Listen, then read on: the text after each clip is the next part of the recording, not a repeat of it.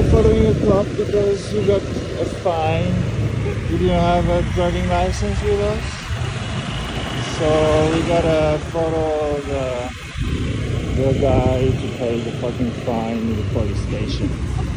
What a fucking day. Welcome to the police station.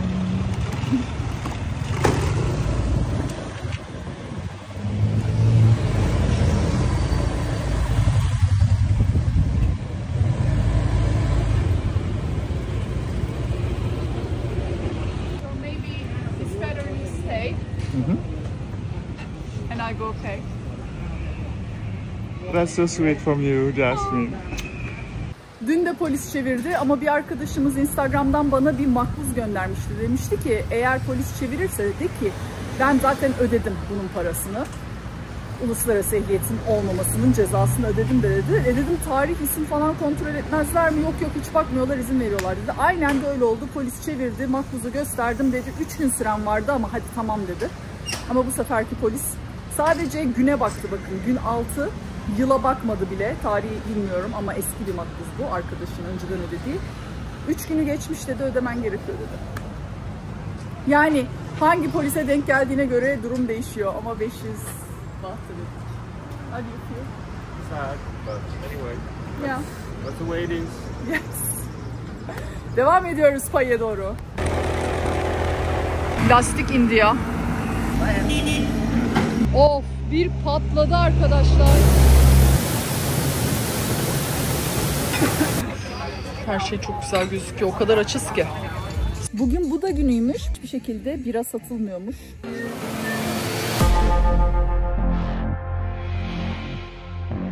Merhaba arkadaşlar, nasılsınız? Ben çok iyiyim. Boris'le birlikte devam ediyoruz. Tayland'da en son videoda motor kiralamıştık. Pai'ye gidiyoruz demiştik ve yoldayız. Şimdi bir mola verdik. Burada bir şeyler yiyeceğiz.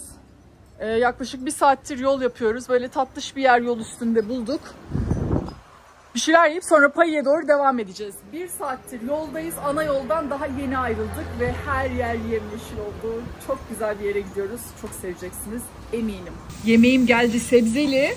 Omlet istedim. Böyle altında pilav var bunun, bakın böyle. Böyle bir şey. Boris ne yiyor? Boris, what is it? Is it mushroom? No, it's chicken. What? Chicken. Ha, chicken. It's stir fried chicken basil. Okay. Kahvaltıda tavuk yani. Enteresan diyeceğim ama saat de 12. Anlamıyor ne konuşuyorsun diyor bazen ama canım benim hiçbir şey. Fulluyoruz her ihtimale karşı. Ne kadar gideceğini bilmiyoruz çünkü. Ne kadar? Is it 100? How much is it? 100. 4 çizgi vardı. Yani 2 çizgi eksilmişti. Fullledik 100 lira. Yol üstünde Mokfa şelalesi vardı. Oraya geldik. 110 baht ücret ödedik giriş için. Bir 10 dakika yürüyecekmişiz. Yol enfes oldu. Enfes. Buraya kadar ben getirdiğim için motorla çekim alamadım. Ama bundan sonrası Boris'te olacak. O yüzden sizin için yolu da çekeceğim. Görün nerelerdeyiz. Ve şelaleye geldik. Çok kısa yürüdük. 10 dakika değil. 5 dakika belki.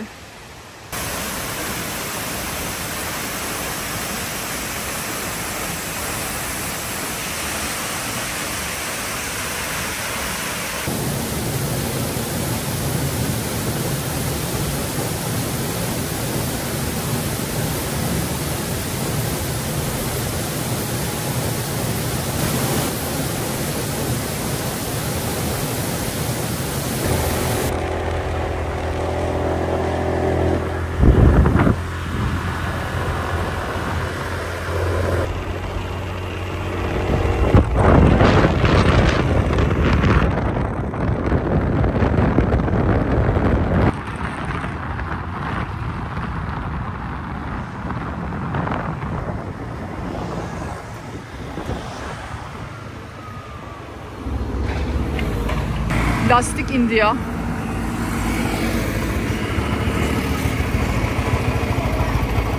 Biraz önce başladı dedi. İndirdi beni şimdi Boris.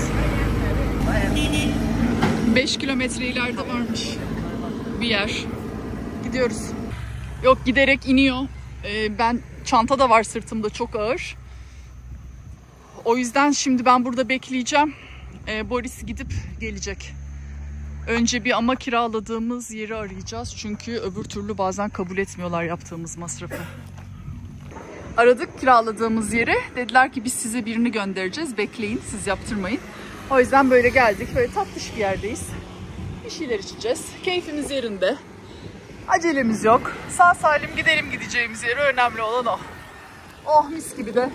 Havada esiyor böyle. Oh. Çok çılgınmış, yoğurtlaymış. With yogurt you said, right?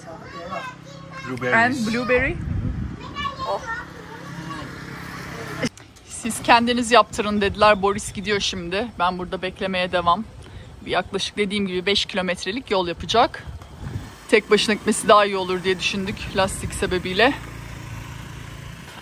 Ve tabii ki bu da bize kaçacak. Öyle dedi. Oo, bayağı kötü oldu şu an. Umarım sorun çıkarmadan gider. Bugün ceza ödedik. İşte motor masraflarıyla bugün böyle geçiyor ya. You know, in a bicycle, Yes, you got a yes. tube inside the tire, right? Okay, Got a yeah. tube Evet, with yeah. got hair inside. Okay. Okay. You change that part. İçindeki şu parçayı değiştirmiş sadece. 150 baht, 150 lira ödemiş. This inside, there's a tube, Yeah, okay. and it changed that. But still, the tire is still like. Yeah. So we can have a problem again? Do you think? I hope so not. Tamam, halletti yani 25 dakika içinde döndü valla. Şimdilik problem yokmuş. 150 liraya gördük işimizi. Thank you.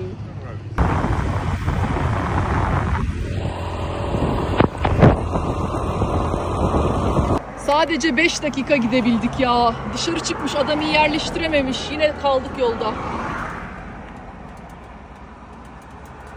Hayret bir şey.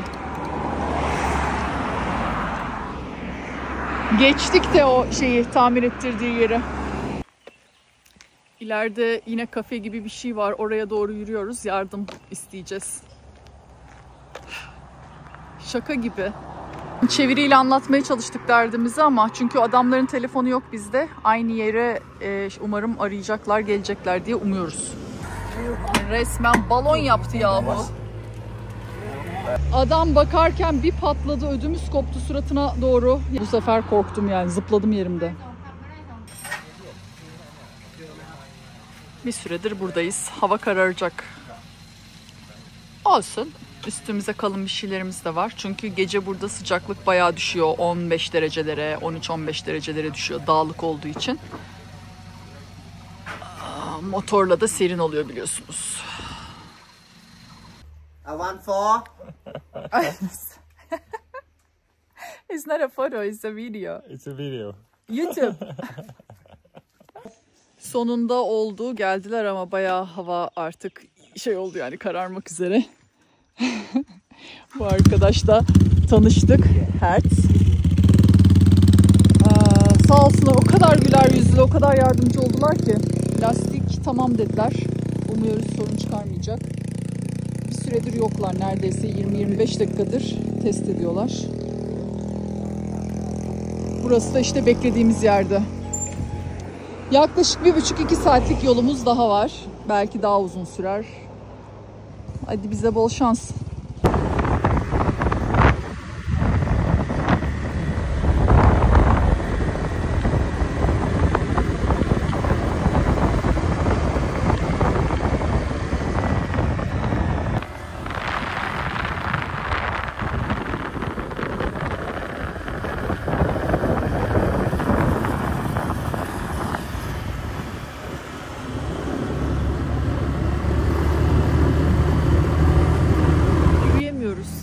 Resmen indik. We did it. Ama ikimiz de indik, böyleyiz bak. Falan diye. Kuyruk sokumum var ya, kuyruk sokumum yok artık. O başka bir şeye dönüştü. Çok üşüdük. How do you feel? Cold. It's cold. And Yeah. I can feel my ass. Can't feel it. Al yine de. Gerçekten çok canım acıyor. O kuyruk sokumum acayip acıyor. Size sağ salim vardık arkadaşlar. Günaydın arkadaşlar. Size kaldığımız yeri gösteriyorum. Böyle üçgen çadırlar, şöyle çadırlar. Dün araçüstü çadır vardı. Böyle bir alan. Şimdi daha yeni etrafı keşfe başlayacağız. Afyonum yeni patlıyor. Yeni ısındım. İnanılmaz üşüdüm dünya. Hadi keşfedelim. Böyle bungalovlar da var. Farklı farklı oda tipleri var işte. Valla nerede kaldığımızı bilmiyorum. Payide bir yer. Çok ucuz. Çok çok ucuz. Fiyatı hatırlamıyorum bile ama yani bayağı ucuz. En ucuzu. Şimdi kahvaltı zamanı. Bakın böyle şahane bir sandviç aldım. İçine yumurta koydurdum. Boris de aynı şekilde. Yanında meyve suyum var. Jackfruit'li. Was this jackfruit or? No, passion fruit. Passion fruit'li. Neyse toplamda arkadaşlar 120 lira bu gördüğünüz kahvaltı. Böyle tatlış bir yerdeyim.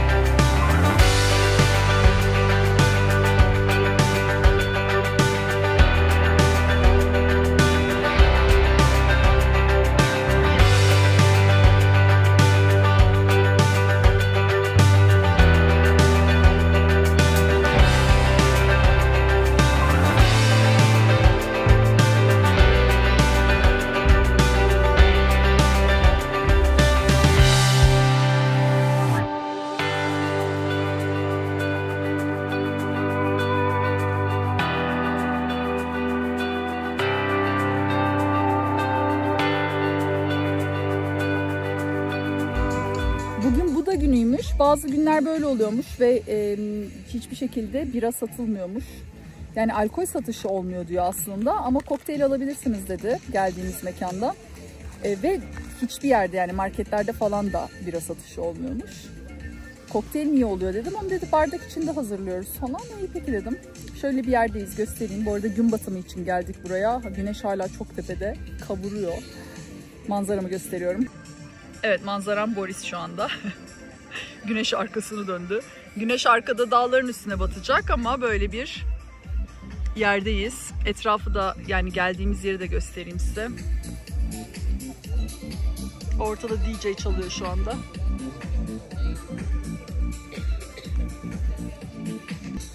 Bugün de böyle olsun dedik. Normalde çok mekana gitmeyi tercih etmiyoruz ama gölge güneşi batıracağımız bir yer bulamadık. Birkaç yere gittik. Oralar içimize sinmedi. Kanyonda çok iyi izleniyormuş. Çok güzel bir kanyon varmış burada. Bakalım yarın belki oraya gideriz.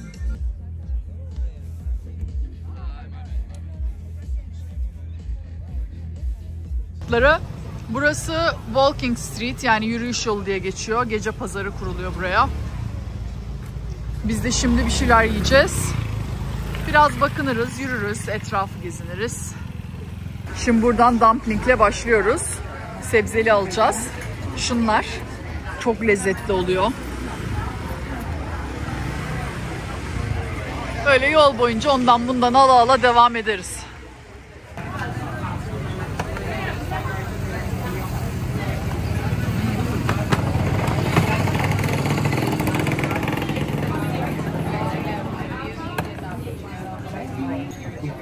Kokunka.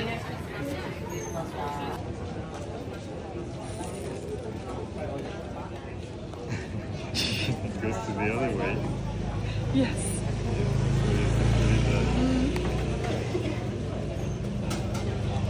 pizza. Çok iyi. Veggie. Her şey çok güzel gözüküyor. O kadar açız ki. Sıradaki... What do you say? Yeah, I wanna try it. Okay, let's go for it. And then egg noodles. Huh? What do you want? That? What type of noodles you want? I think that one, I think. Yeah. Okay. Egg noodle arkadakiymiş. Bu eggli değilmiş işte. Normal noodle'mış. We go with that egg. Sebzeli noodle söyledik. Şu sarı renkliden deneyeceğiz. Bilmiyorum nasıl, bir bakalım tadına dedik. Geliyor. 60 lira bu arada bu. Deminkinin de 2 tanesi, 2 tane dumpling 30 liraydı. Hello. 3 samosa potato curry. Okay, 3 tane de bundan alıyoruz şimdi. Patates. Bir yandan noodle'ımız oluyor. Gözümüz döndü ya.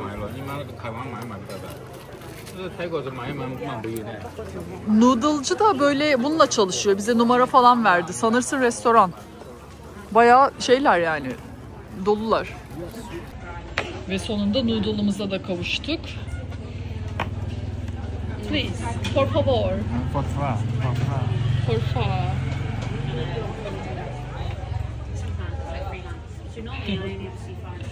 Böyle oturduk buraya. O kadar bekledik ki zannediyoruz ki biz de böyle hani yol üstünde direkt alıp devam edeceğiz. Ne mümkün. Yarım saattir falan bekliyoruz. O arada götürdük ama başka standlardan. How is it? What? What? Did you like it? Yes, it's really good. Okay.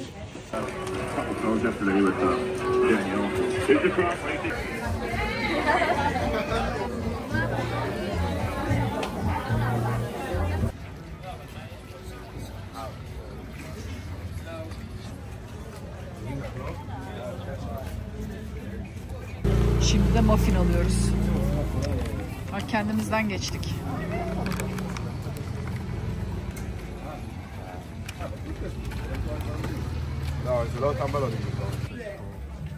Is it?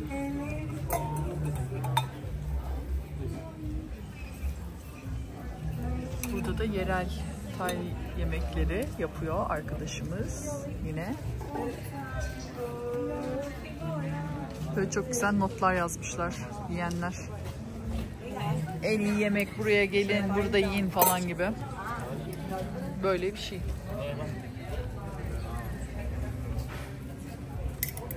Boris doymadı da hala ona yemek bakıyoruz. I'm intrigued.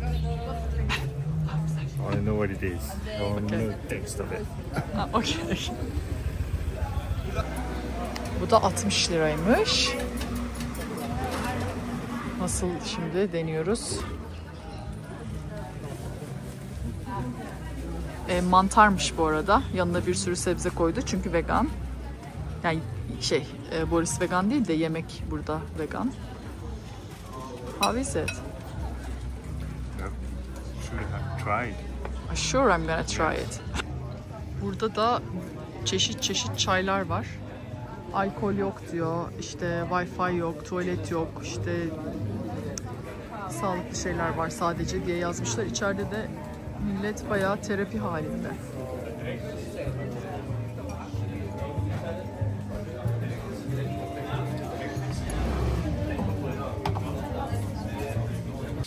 Merkezin biraz dışında yaklaşık 15-20 dakika motorla mesafede Bamboo Bridge, yani bambu köprüsü diye bir bölge var. Oraya geldik.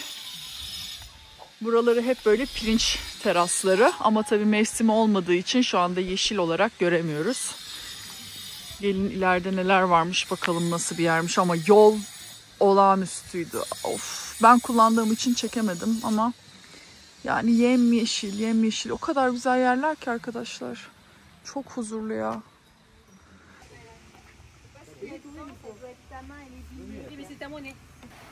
$30 giriş ücreti var.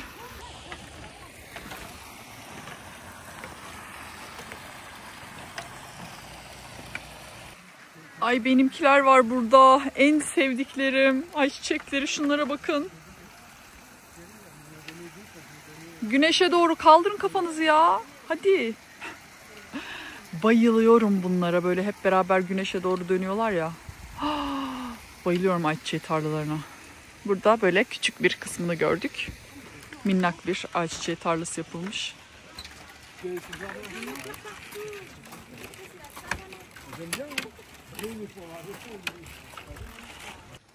Sukota'yı gördüğümüz balıklardan, hatırladınız mı?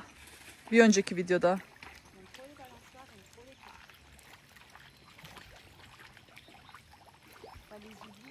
Çok tuhaf ağızları, tipleri ya. Değişikler.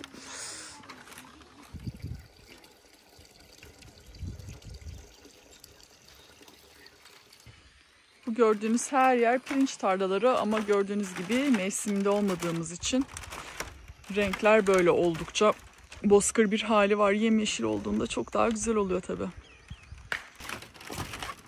Bu bambu köprü üzerinden yürüyorsunuz bütün böyle etrafı. O yüzden bambu bridge deniyormuş demek ki. Ben de zannediyorum ki bir nehrin üzerinden bir bambu köprüden geçeceğiz, o kadar. Dev gibi bir alanmış.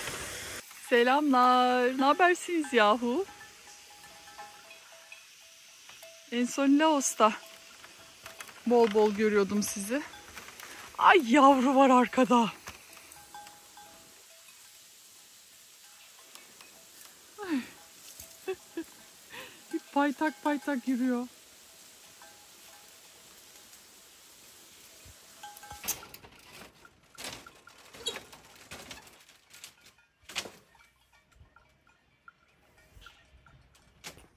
Şimdi ayrılıyoruz Bambu Bridge'den. Geldiğimiz yol böyleydi işte arkadaşlar. Yani bütün motorla geldiğimiz yol boyunca böyle bildiğin tünel gibi yeşilliklerin içinden geçiyorsun. Şimdi motora doğru yürüyoruz. Ve merkeze gidip kahvaltımızı yapacağız. Sonra şelale göreceğiz. Kanyona gideceğiz. Var yani birkaç bir yer var aklımızda. Bugün bütün gün doğada böyle mis gibi huzur içindeyiz. Ezan okunuyor, bakalım duyabilecek misiniz?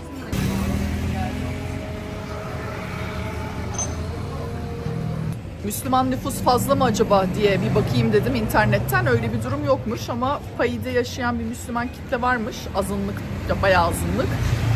Cami de olduğu yazıyor. Ama esas Müslüman kitlenin Tayland'daki ağırlıklı Malezya, yani güneyliye yakın yerlerde yaşadığı bilgisi var. Ama dün sokakta yemek satanların çoğu kapalıydı, kadınların. O yüzden böyle hatta biz de şaşırdık, burada bu kadar Müslüman mı yaşıyor diye. Öyle bir miktar, eser miktarda varmış. Şelaleye gitmekten vazgeçtik çünkü fotoğraflarına falan baktık, böyle yani küçücük bir şey. Para vermek istemedik ona. Ama bakın nereye geldik, çok güzel yaydık, böyle bir en azından sıcakları geçirelim dedik. Böyle manzaramızın olduğu çok güzel bir kafeye geldik. Burada böyle hamaklar falan var, şimdi biraz keyif yapacağız. Güneş biraz indikten sonra da kanyona doğru gideceğiz. Bu arada size bir haber vermek istiyorum. Sercan'ı biliyorsunuz, birlikteydik bir 10 gün Vietnam'da, en yakın arkadaşım. YouTube kanalı açtı. Kendisi çok başarılı bir konuşmacı. Bununla ilgili de bir şeyler yapma kararı aldı. Sonunda aldı yani. Ben ne zamandır söylüyorum ona bir kanal aç falan, çünkü çok başarılı konuşmaları var. Bu kanalında genelde iş dünyasına yönelik bilgiler bulacaksınız. İş dünyasının böyle liderleri, önemli insanları diyeyim, önde gelen insanların deneyimlerini paylaşacakları, konuşacakları, sohbetleşecekleri çok samimi, güzel, böyle keyifli bir kanal olacak. O yüzden linkini açıklamaya bırakıyorum. Başladı. Yani ben bu videoyu çekiyorum. Herhalde yayınlandığında bir hafta olmuş olacak kanalın açılmış olması. O yüzden eğer ilginizi çekerse muhakkak bir göz atın. Hatta bence girin, bakın, takip edin falan, destek olun, ne güzel olur. Yani içinizden geliyorsa.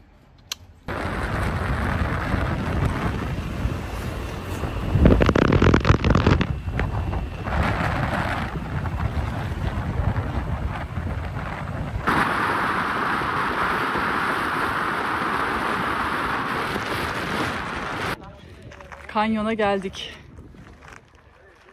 Şöyle bir etrafa bakalım, manzaramıza. Bugün sisli puslu bir hava var. Bölgede özellikle Şubat, Mart, Nisan'dı galiba döneminde çok fazla ne o tarlayı yakıyorlar ya, ismine ne deniyordu unuttum. O yüzden de çok sis pus olabiliyor, hava kirliliği olabiliyor deniyordu. Bir de şu kaya ile ilgili bilgi vereceğim. Buradan bir turist düşüp hayatını kaybetti. Senesini hatırlamıyorum. Ama buraya fotoğraf çektirmek için falan gitmek tabii çok tehlikeli ve kaygan olduğu yazıyor zaten. Tırmanmayın yazıyor girişte. O yüzden yürürken falan hep çok dikkat etmek gerekiyor.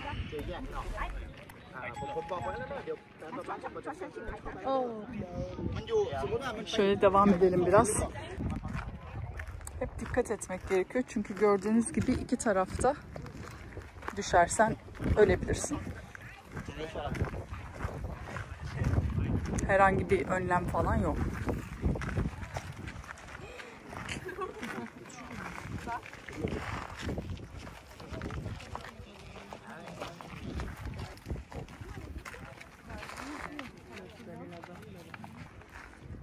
Oradan böyle yürüdük. Şimdi yürürken çekemiyorum. Kayıyor çünkü. Şöyle bakalım. Yani bizim kanyonlarımızla karşılaştırılamaz tabii. O yüzden karşılaştırmıyoruz.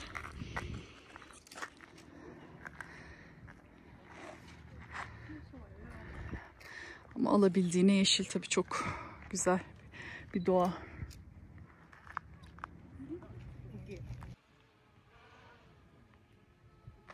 Drone uçuruyorlar. Sesini alıyorum şurada bir yerde. Laos'ta motor kullanırken drone çarpmıştı, hatırlıyor musunuz? Drone'la son tatlış tecrübem o. Sevmiyorum kendisini o yüzden.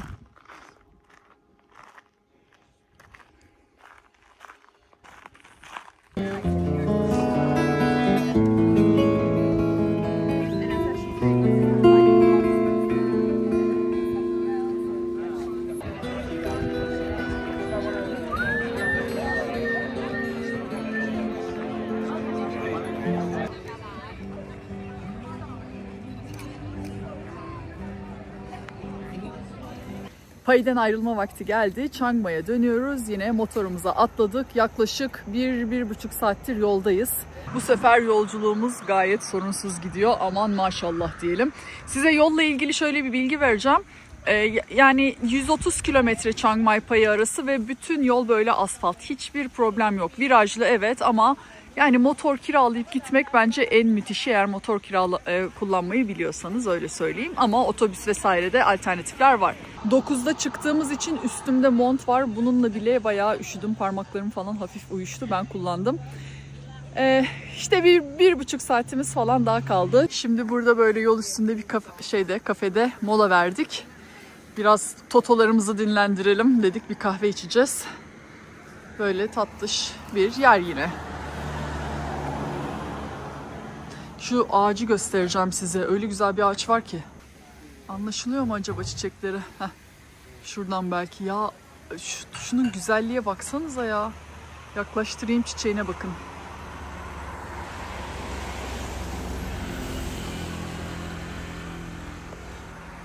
Böyle kocaman bir ağaç. Böyle bir yerdeyiz işte. Pai ile ilgili şunu söyleyebilirim ki aslında gece hayatı da oldukça renkli. Çok güzel partiler falan da oluyor ama biz hiç katılmadık hiçbir şeye. O yüzden de hiçbir şey çekemedim. Ama genel olarak fikir sahibi olmuş oldunuz. Oldukça renkli, huzurlu, böyle çok sevdim. Epey sevdim yani. Neyse, artık videomuza son verelim bence. Bayağı uzadı sanıyorum. Bir sonraki videoda görüşürüz. Beğenmeyi, abone olmayı unutmayın, olur mu? Öpüyorum. Bay bay.